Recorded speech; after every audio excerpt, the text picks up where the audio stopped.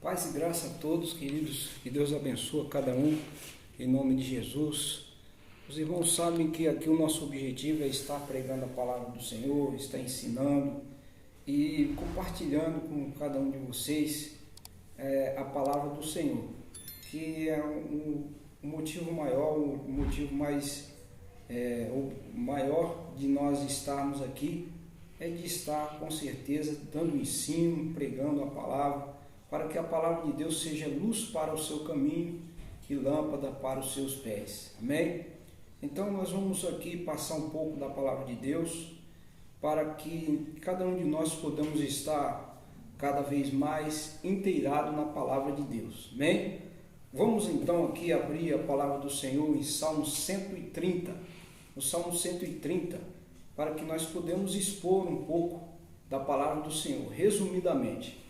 Antes de nós então estarmos falando um pouco do Salmo 130, nós vamos fazer uma oração, vamos estar orando, para que assim o Senhor venha iluminar o seu coração e a sua mente, em nome de Jesus. Amém, queridos? Vamos então orar.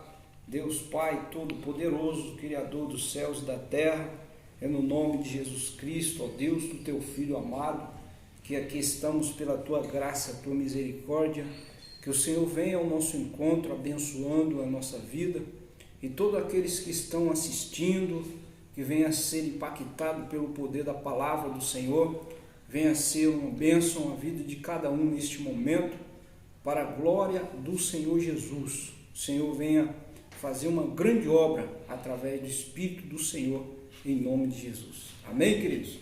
Graças a Deus. Então, vamos aqui abrir a palavra do Senhor no Salmo 130, é o Salmo de peregrinação, Salmo de romagem. Nós podemos ver aqui que esse Salmo era cantado pelos judeus, que quando eles iam se reunir nas festas anuais, que eram 3 festas as festas por ano, 3 festas por ano. Então assim eles se reuniam em Jerusalém, eles saíam das suas cidades para se encontrar em Jerusalém, oferecer sacrifício a Deus por tudo que Deus fizera na vida deles. E aqui esse salmo é o chamado Salmo de Yom Kippur, que significa o salmo onde Deus expiava os seus pecados, né? O salmo da expiação, é o salmo de Yom Kippur. Vamos ler aqui então o Salmo 130, versículo 1, 2 e 3, 4, 5, 6, 7 e 8. Versículo 1: Das profundezas clamo a ti, ó Senhor. Senhor, escuta a minha voz, esteja os teus ouvidos atentos à voz das minhas súplicas. Se tu, Senhor, observares as iniquidades, quem subsistirá? Mas contigo está o perdão para que sejas temido. Aguarda o Senhor, a minha alma, o aguarda e espera na sua palavra. A minha alma se anseia pelo Senhor, mais do que as guardas pelo romper da manhã. Sim, mais do que os guardas pelo amanhã. Espera, ó Israel, no Senhor, pois o Senhor há benignidade, com ele a copiosa redenção, e ele remirá Israel de todas as suas iniquidades. Quando nós vemos os primeiros versículos aqui, nós vemos que essa pessoa que está numa situação difícil e complicada, ela pecou contra Deus, Alguns dizem que foi a nação de Israel que estava lá na Babilônia. Então o povo tinha pecado contra Deus e Deus tinha entregado aos babilônios, estava exilado na Babilônia. Por isso, o povo de Israel, neste momento, eles clamam a Deus, eles se encontram afastados de Deus, de tudo que Deus prometeu para a nação de Israel. Israel tinha se perdido, as suas práticas pecaminosas, as suas idolatrias, e por isso Deus teve que entregar aos babilônios. Eles tiveram que estar agora exilados na Babilônia, mas eles se encontram nessa situação, toda a nação. Pode ver que aqui no versículo 7 ele diz: espera Israel no Senhor, pois o Senhor há benignidade, com ele há copiosa redenção. Então ele está falando a nação de Israel como um todo, que eles pecaram realmente contra Deus.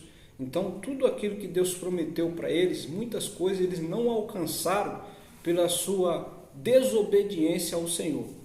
Então no versículo 1 e 2 ele já começa falando da situação de que ele está, tanto ele, e ele se coloca depois toda a nação de Israel na mesma situação espiritual. Essa pessoa que aqui se encontra, ele está de uma forma terrível, os seus pecados, ele se sente separado de Deus pelo aquilo que ele cometeu diante de Deus. Pode ver que ele diz assim: das profundezas clamo o Senhor. Quando ele fala dessas profundezas, isso aqui significa que ele está como que ele está num lugar profundo, ele está em densas trevas, ele está numa situação complicada diante de Deus, ele pecou contra Deus. É como ele foi jogado numa cisterna, num lugar profundo, é como ele foi jogado no profundo dos mares, é como Jonas se sentiu diante de Deus. Ele foi lançado no mar, e ali ele foi lançado dentro da barriga de um grande peixe, e ele clama lá dentro das profundezas. Assim, essa pessoa aqui está nessa mesma situação. Talvez você esteja nessa mesma situação, na situação de pecado, e você se encontra totalmente se afastando cada vez mais de Deus. Mas existe um Deus que ele pode fazer todas as coisas. É por isso que aqui esse salmista, ele canta, ele louva a Deus, ele busca a Deus, ele sabe que Deus é a única solução da sua vida. Pode ver que no versículo 2 ele diz: Senhor, escuta a minha voz, estejam os teus ouvidos atentos à voz das minhas súplicas. Quando ele fala aqui para que Deus venha escutar a sua voz, porque ele vê que realmente Deus pode solucionar o seu problema. Ele vê que Deus pode fazer algo para tirar ele dessa situação. E por isso assim ele busca Deus. Ele pede para que Deus venha escutar ele, venha ouvir a sua súplica. Quando ele fala súplica aqui, essa palavra súplica, significa que ele está orando de todo o seu coração, de todo o seu interior. É por isso que aqui ele se encontra nessa situação e ele tem certeza que somente Deus pode fazer algo na vida dele. Pode ver que no versículo 3 ele diz: se tu, Senhor, observares a iniquidade, quem subsistirá? Essa palavra iniquidade significa maldade, é pecado mesmo. Ele está dizendo: se Deus observar, se Deus levar em conta toda a iniquidade da humanidade, de toda a humanidade, ninguém pode se subsistir, ninguém pode se justificar diante de Deus, porque todo ser humano é pecador. É isso que ele está dizendo. Se Deus levar em conta todo o critério, meticulosamente a sua vida, Deus olhar para toda a humanidade no seu critério justo, meticuloso, ninguém pode se salvar diante de Deus. É isso que ele está dizendo aqui. Mas ele aqui fala que realmente Deus é misericordioso. Pode ver que no versículo 4 ele diz: mas contigo está o perdão para que sejas temido. É como ele está dizendo, somente em Deus, somente no Senhor está o perdão, que pode o Senhor perdoar, somente em Deus. Ou seja, se fora de Deus não existe o perdão. Então ele conhece isso, ele sabe que somente em Deus, somente Deus pode perdoar, e somente em Deus que está o perdão. Ele não está buscando perdão pelos os deuses, os deuses babilônicos, os outros deuses que existiam vários, mas ele está pedindo perdão somente para Deus, que ele sabe que só Deus pode perdoar a ele. Então é isso que a gente tem que entender. A palavra de Deus só fala que somente existe um Deus, que esse Deus pode perdoar os nossos pecados. Somente Ele pode nos justificar, somente Ele pode tirar nós de qualquer situação em que nós encontramos. A situação que você se encontra, pode ter certeza que Deus ele pode aplacar todo o mal que existe na sua vida e te colocar de pé novamente. Pode ver que no versículo 5 ele diz: aguardo ao Senhor, a minha alma aguarda e espera na sua palavra. Ele sabia que somente que na palavra de Deus, quando ele fala espera na palavra, ele fala da lei do Senhor aqui. Somente na lei de Deus podemos encontrar que Deus ele é perdoador, ele é misericordioso. E ele foi na pessoa certa, em quem pode perdoar, em quem pode limpar os seus pecados, quem pode justificar. Na época de Israel, Deus poderia apagar o pecado das pessoas a partir, ou até mesmo da nação de Israel, a partir daquilo que Deus estabeleceu para a nação de Israel, que foi a propiciação, o ato de propiciar. E havia a arca do concerto, e acima da arca do concerto havia o propiciatório. E por intermédio do propiciatório era expergido o sangue do animal inocente sobre o propiciatório. O sumo sacerdote fazia isso de ano em ano, e assim era perdoado o pecado das pessoas, de todos aqueles que realmente entregassem a sua vida a Deus desta natureza, desta forma, que isso apontava para Cristo na cruz do Calvário. Então todos aqueles que realmente creem em Jesus Cristo, no seu Senhor, naquele que tudo pode, que ele pode perdoar os nossos pecados pelo seu sangue derramado, ele é fiel e justo para perdoar-nos de todos os nossos pecados. E para que nós podemos avançar aqui no versículo 6, ele diz: a minha alma anseia pelo Senhor, mais do que os guarda pelo romper da manhã. Então ele está ansioso, o seu coração ansioso por Deus, está agora esperando aquilo que Deus pode fazer na vida dele, que é perdoar os seus pecados, e ele ter uma nova comunhão com Deus, uma profunda comunhão. E aqui com certeza é alguém que realmente conhecia Deus, conhecia a lei do Senhor e tinha desviado, tinha pecado contra Deus. Mas aqui ele está reconhecendo os seus pecados, a sua culpa diante de Deus. Ele não está se justificando, mas ele está se colocando a sua culpa, os seus pecados diante de Deus, para que assim o Senhor pudesse perdoar os seus pecados.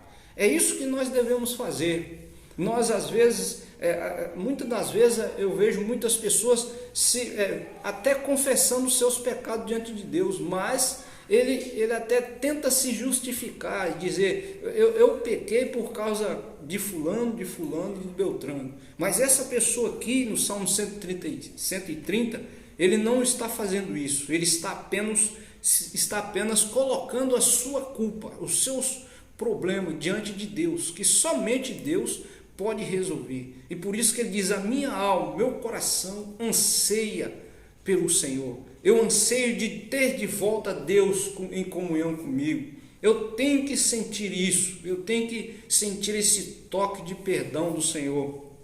E no versículo 7, ele diz, ainda no versículo 6, a minha alma anseia pelo Senhor mais do que os guarda pelo romper da manhã.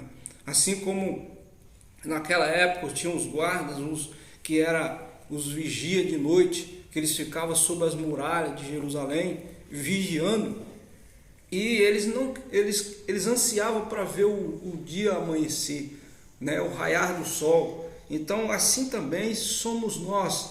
Ele está nessa situação, ele está ansioso para que Deus possa receber a sua vida, sua alma, ter comunhão com Deus o mais rápido possível. E dando continuidade no versículo 7, ele diz: espera, ó Israel, no Senhor, pois com o Senhor há benignidade. Agora ele está dizendo que a nação de Israel está na mesma situação dele. Então, assim como ele fez os critérios, né, que ele trilhou para que ele pudesse receber o perdão de Deus, ele está agora dizendo para toda a nação de Israel, o povo de Deus. Então ele está dizendo que o povo de Israel está nessas mesmas condições e que o povo de Deus podia obter salvação, o perdão de Deus, a remissão dos seus pecados, através através deles se encontrar diante de Deus, deles se colocar diante de Deus e pedir perdão para Deus. A partir desse momento, eles poderiam receber esse perdão maravilhoso. Então, aí no versículo 8 ele diz: e ele remirá Israel de todas as suas iniquidades. Tá vendo? Ele remirá Israel de todos os seus pecados, de todos os seus males. A partir do momento de todo aquele que se encontra diante de Deus e que ele pedindo perdão para o Senhor, com certeza vai obter, né? Nós não temos que, aqui nós aprendemos que nós não podemos nos justificar de maneira alguma e dizer que por causa de fulano, de Beltrano, que eu recebi, que eu estou assim, né? Estou em pecado por causa de fulano que eu pequei. Não, aqui ele está se expondo, se colocando diante de Deus, e ele está se humilhando diante de Deus, colocando os seus problemas diante de Deus, e com certeza ele obteve essa resposta. Todos aqueles que se encontram nessa situação, que se coloca diante de Deus e se expõe o seu mal, o seu pecado, a sua iniquidade diante de Deus, com certeza Deus vai abençoar, com certeza Deus vai te perdoar. Ele vai entrar com providência na sua vida, assim como aconteceu com esse salmista, que ele estava nas profundezas, ele estava separado, ele se sentiu muito separado de Deus,